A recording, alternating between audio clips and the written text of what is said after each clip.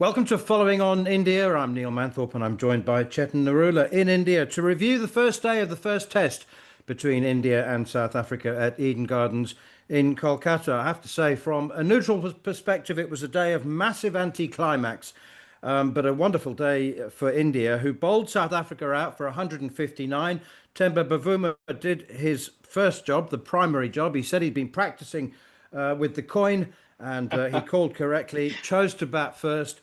Bowled out for 159, Jasprit Bumrah's 16th five-wicket haul, and a bit of a crawl at the end with India reaching 37 for 1 from 20 overs. With KL Rahul and Washington Sundar at the crease, they did lose Yashasvi Jaiswal. But Chetan, a wonderful day for India. I just wonder whether South Africa's ineptitude, and they looked out of their depth, they really did, was actually more the headline news than Jasprit Bumrah and India's domination of the first day. Well, first of all, Neil, it's glad to be back on talkSPORT and obviously glad to be chatting cricket with you. And yes, it's a bit of an anticlimax to this first day's play. If you talk about it, South Africa World Test Championships, I thought they played wonderfully in Pakistan, holding them to a 1-1 draw. It's not easy going to the subcontinent when you are primarily a pace-based bowling attack. And of course, a batting lineup that's more adept to playing pace. But yeah, I thought they played wonderfully in Pakistan, and they were not even at full strength in Pakistan. Today, obviously, they missed Kagiso Rabada. So everything said and done with the team selection, India at full strength. We will talk about India's team selection as well. Washington Sundar at number 3. But yeah, it's a bit of an anticlimax. I thought there would be a little more fight from South Africa on day one. The first 10 overs, they absolutely got off to a rocket start. 57 without a loss. I thought India's lines were not really good, especially Mohammad Siraj. Yeah, so despite that, 57 for no loss and then 159 all out, that was quite disappointing from South Africa, especially after they won the toss. And Shubman Gill, I mean, he wouldn't mind losing tosses if that's what the opponent side is going to get bowled out for. So yeah, a bit of an anticlimax, and it's going to be an uphill battle for South Africa on days 2 and 3. Without getting too technical about the pitch and the color of the clay, whether it was red or black, let's just put things into some kind of perspective. Run scoring was very, very difficult. I must say that Tristan Stubbs batting at number 6 now. He's batted everywhere from 3 to 6. But he finished 15 not out from 74 balls. He was absolutely shotless. Couldn't score a run. I mean, it was one thing to back your defence, but you had to try and score. There were a couple of moments. Tony de Zorzi went down the wicket to Kuldeep Yadav and hit him for a straight 6. But by and large, run scoring was very, very hard. And that was confirmed. Well, I mean, KL Rahul and Washington Sundar faced 59 and 38 balls, respectively, for 13 and 6. So it's interesting. First test match at the Gardens for 6 years. And I must say that I won't say the pitch was treacherous. I mean, it was certainly difficult, but I think it had character. And I don't think it's going to get much easier as the test match goes on. So, yeah, I mean, is there a possibility that India could not produce a match-winning lead in the first innings? It is possible, definitely possible, because as you mentioned, and I think even Mohammad Siraj in his post-day interview said that scoring is not easy. I think we need to talk about the pitch, the way it has been prepared. Coming into this test match, obviously it's a black soil wicket, first of all, so variable bounce, obviously a nature or a characteristic of the black soil wicket. But in the build-up to this test match, the talk was that it's not going to be an overtly spin-friendly track. Not going to spin from ball 1, as has been the case for Indian pitches over the last few years. In fact, I remember we were talking to Jared Kimber and Jonathan Norman last season when New Zealand had won 3-0 against India. And on one of the podcasts, I had mentioned that we need to stop making these rank turners go back to proper subcontinental wickets. Now, in Kolkata, they just went to, I think they went a little far ahead of that spectrum with the grass cover on the pitch, and maybe it was a tad livelier than Shubman Gill or Gautam Gambhir would have liked. And that's when I heard or read reports really that it hasn't been watered in the last 48 hours. And that's a bit of a misnomer for a pitch which has a decent bit of grass sprinkling. But if it hasn't been watered for the 48 hours before the test match, then obviously it's going to get drier as the game goes on. So, yes, there is a bit of variable bounce from one end. The new ball was coming well onto the bat, as we saw in the first 10 overs. Siraj not really great with his lines in that first spell, and I think Siraj has improved massively when he bowls the first spell to the second spell. He was really good with the second spell. Jasprit Bumrah is Jasprit Bumrah, and I thought he brought his A game today. I think he was a tad off color against the West Indies, but here he was absolutely on his A game. And with scoring difficult, and India, I think big credit to the Indian bowling, especially post lunch, or especially since the first hour of play, they just bowled at the wickets. Even the spinners, they made sure they carried on that discipline, and that's where they cut off the runs. And I think South Africa have taken a leaf from the same page, from the same book, and they're going to say, okay, look, we're going to cut down the scoring opportunities, the shot making opportunities. We are going to delay that. 37 for one from 20 overs just about says that. Let's talk about the composition of the teams then. South Yeah. Africa, we're in a last-minute desperate battle against time to get Kagiso Rabada fit. And I think that I know for a fact that when he's not available, when he's not in the team, there's just a massive deflation. He's such an important figure. And so a rib injury, he wasn't available. Corbin Bosch was his replacement. They decided to play the extra seamer in Marco Jansen rather than the third spinner in Senyan Mutasamy, who was man of the series in Pakistan. Didn't make the 11 today. But all of that's by the by. It's nowhere near as interesting as India, who've now joined the false three club. So we've got South Africa with Vian Mulder, Australia with Cameron Green, and now India with Washington Sundar.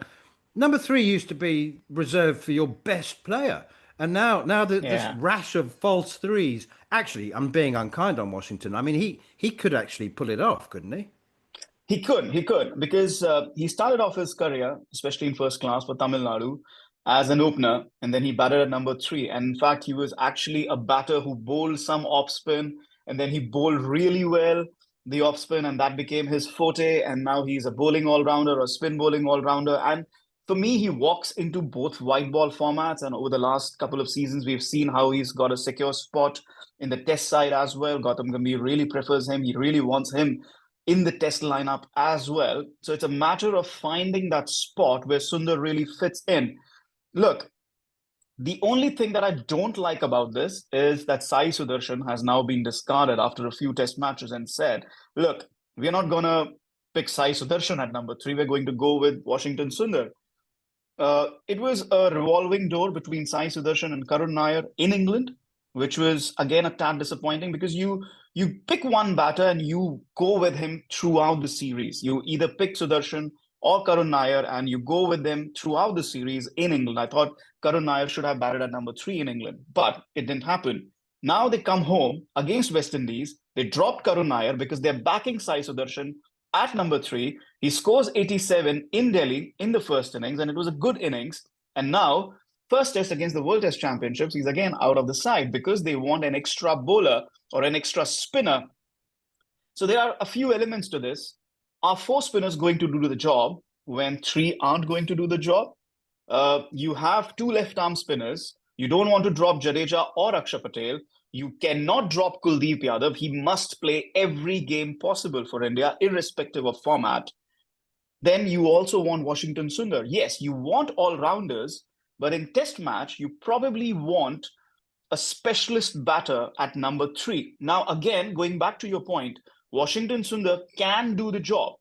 He can do it. He has shown that he can bat really well in test match cricket or against red ball. But what I don't want to see is you change things up every time there's a new discussion or a new team selection. Yes, you have picked Washington Sundar, stick with him. Whether you play overseas test cricket, whether you play at home, stick with him. It does give you an option of playing an extra bowler. It does. even when you go overseas, you could pick three pacers, you could pick Nitish Reddy, you could pick one extra spinner, say Ravindra Jadeja or Kuldeep Yadav, and you have Washington Sundar batting at three. So by design, it looks good. It needs to work, but it needs to be given time to work. My only thing is, don't make number three a revolving door. Even if you want Washington Sundar, you give him a certain number of matches. I don't think India play a home test in 2026. I think the next home test is against Australia in 27. If you want Sundar at number three, and you definitely want Sundar playing those test matches against Australia at home, so give him number three until then. Just don't make it a revolving door. That's my only thing here. Let's just, I mean, I said that South Africa's batsmen looked out of their depth, and they did, but that is not to pay sufficient credit to Bumrah. I mean, you just mentioned it, opening stand of 57, Yeah, and yeah, it wasn't plain sailing, but the two deliveries that Bumrah bowled to get rid of the openers, Markram and Rickleton, were absolutely magnificent. And then Bavuma, I think, was also blameless. I mean, a beautiful leg spinner from Kuldeep, yeah, which hit the inside edge. Good captaincy, good fielding position. yeah. Drew Durrell round there at backward short leg. I mean, there was some top class bowling. But you could see the inexperience in the South African team. Eight of the squad haven't played in India before, Yeah. and I mean, once Bumrah had prized the door open, it was just a matter of kicking it off its hinges. It was a beautiful performance from India. Kuldeep Oh, was wonderful. absolutely. I love watching Kuldeep. Yeah, like I said, he has to play every match for India, irrespective of format. I think he is our number one spinner. He cannot miss any test matches for sure, whether you're playing home or overseas. I hope when Kuldeep goes overseas, there's not again a debate about whether you want all-round spinners, which probably it will be, given that three of them are playing in India. But again, Kuldeep Yadav should be playing every match, whether it's ODIs, T20s, test matches, as long as it fits in the plan. For example, he missed the Australia T20s to come back and prepare for an important test series. So that's fine. But he should be in the reckoning for the playing 11 spot. But I thought he bowled beautifully. Spin was introduced in the seventh over. Akshar Patel coming in. I don't think Akshar got that purchase that perhaps Shubman Gill thought that he might.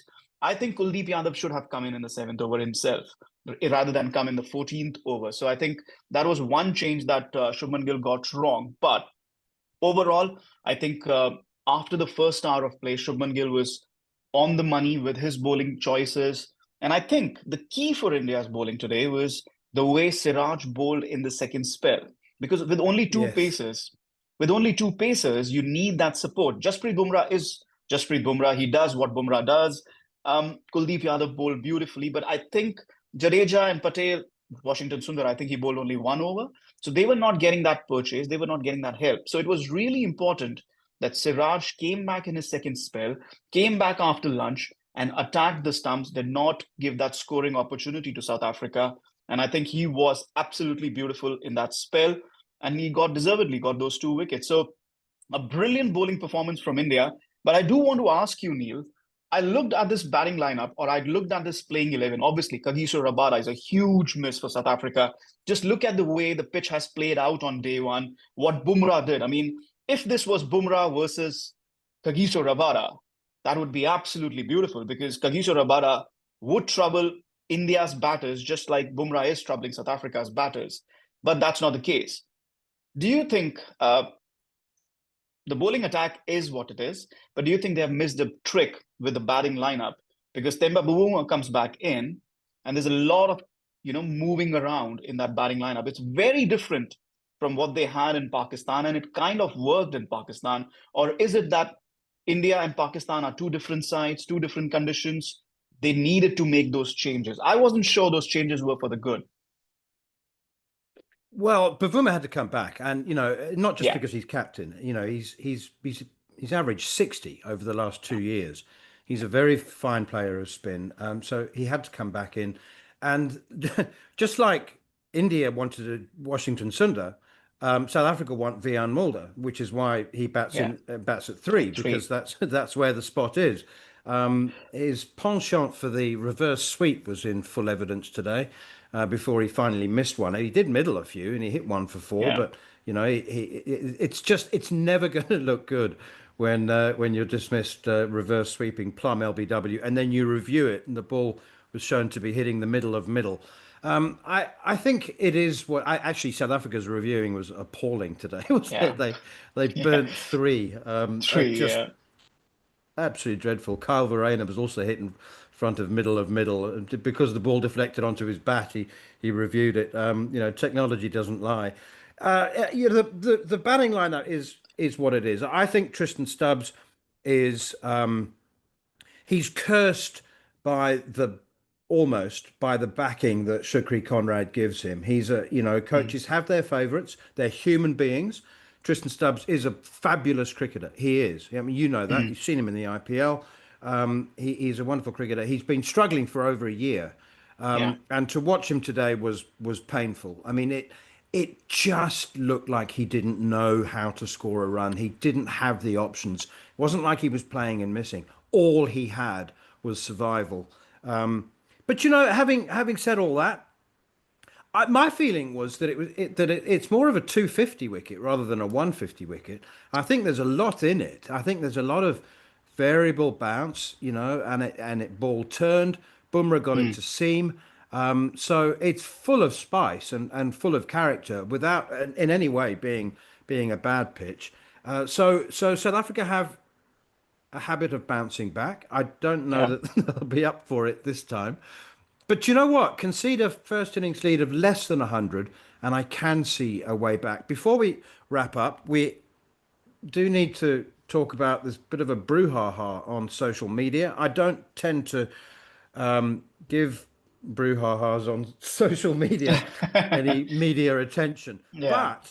And it's very unusual to see Indian fans turn on their own players, especially when they've had a very good day. And there was Mm. a lot of blowback on social media about. There was a moment where India were considering an LBW review against Temba Bavuma. The players came together. Rishabh Pant was at the forefront of it. I thought something was up when the commentators ignored what was very clearly heard on the stump mics because Yeah. they were having this chat. It was all picked up on the stump mics, and nobody, not even Harsha Bogle, who isn't afraid normally of a bit of controversy, nobody said anything. They just ignored it. And I didn't understand it, obviously, what was said, but it evidently referred to Bavuma's height or lack of it. It was described as body shaming. Was it in bad taste? Was there an element of hypocrisy from the Indian players there? I think it was in bad taste. I mean, it's a common slang that the word that was used. The conversation, I think, was primarily between the wicketkeeper and the bowler, which was who were Rishabh Pant and Jasprit Bumrah. In that case, they were discussing the height, whether the ball was flying over the stumps and all, and that's where And that Bavuma's height. and Bavuma's height as well, or the lack of it. But again, look, he is a tremendous player. He, like you mentioned, he's averaging 60, and whatever God has given him, he's made it work, hasn't he? So I think it's a common slang, if I can say so. And I'm not trying to defend the Indian players. It's a common slang that's used very generally or very generously, if I can say so, in the Indian language without meaning ill intent. But at the same time, on an international platform, when the stump mics are on, and the stump mics are not only on, they are at full blast when Rishabh Pant is behind the stumps. So that becomes a matter of poor taste where we live in a world where things are often misconstrued in different ways. I think there was a similar incident when India was touring Australia last year. I think Isa Guha was on air, and then she apologized for those remarks as well, and rightly so. So I think this perhaps was not in the same ballpark, but at the same time, uh, it was in poor taste, like I said, on an international platform where every word can be heard, and we have often heard players, cussing and everything, which is very, very normal in international sport across sports, not just in cricket. But I think this was just, like you said, relating a bit to body shaming, and as you mentioned, social media and Indian fans per se also found it in poor taste. And yes, it was, if I can say so, in poor taste. And I think it wouldn't be remiss from Bumrah if he just goes up to Temba and says, you know what, that was just a slang that we were using. We were not trying to body shame you or anything. It was just a common discourse or a common slang that is generously used in Indian conversation. Nothing more than that. But I think yes, that might be necessary. But again, I think that was just one of the moment or one of the moments of the day, and should not really shadow over what was a tremendous day of cricket. Bit of an anticlimax, but still a tremendous day. Before we finish off, just a small point that you mentioned about Tristan Stubbs, and Dale Steyn was on air and he was talking about that Stubbs is too good to go back to first class cricket in South Africa, and that he should really work it out on the test level. And as you mentioned, that he's been generously given that spot. My thought is, since he was finding shot selection or scoring so tough in the middle, maybe I know they have Vian Mulder at number three. Maybe could he bat at number three, bat against the new ball, whether it's pace or spin. Number three in India does also face spin occasionally. So for the new ball, he could find scoring a bit easier. That's just a thought out of my head. Before we finish off, your last thoughts on that? Yeah, good option. I mean, he batted three, didn't he, in Pakistan? Yeah, he And did. Yeah, first test, I think. you know, that's right. And so I mean, he's been shuffled around. As I said, it was more a question of wanting to fit Vian Mulder in rather than wanting to move Tristan Stubbs. But I mean, it's been said, he's so enthusiastic. He's such an important cog in terms of supporting the bowlers. He's immensely popular, but that's no reason not to give him a break. I'm not saying, drop him. I'm saying, like, he looks to me like a guy who needs a break from Yeah. international cricket, to be honest. But South Africa's domestic program is such that, he's not going to get a game if he doesn't carry on playing. So he'll probably play in the second Test match as well. Let's finish then with a look ahead to tomorrow. We will obviously reconvene at the end of every day's play. But I do think that South Africa will scrap and fight, and India won't Yeah. stroll to victory. I think if they can restrict India to a lead of 100, around 100, or maybe even a little bit less, Yeah. it'll be very hard to do that. But all it takes when you're defending 159 is a couple of cameos. All it takes is Rishabh Pant to walk out and smack Yeah. 50 or 40 balls, and that changes the course of the innings. So I think India will win. I don't normally say that readily after the first day of a Test match, but I think that South Africa will make them fight quite hard. And yes, I think the advantage that South Africa will have is that they've just bowled 20 overs. So the ball is kind of newish. It's still not soft. It could be just somewhere between hard and soft. So come out early in the innings, early on day two, first hour of play, maybe take a couple of wickets, get Rishabh Pant and Dhruv Jurel out there early. You don't know what could happen. As you mentioned, lead of less than 100 runs could get really interesting. It's not easy scoring on this wicket, and it's not going to get any easier. This has been Following on India with me, Neil Manthorp, and my good friend Chetan Narula. Reminder, South Africa 159 all out, India 37 for 1. Do join us again after day two from Eden Gardens, Kolkata.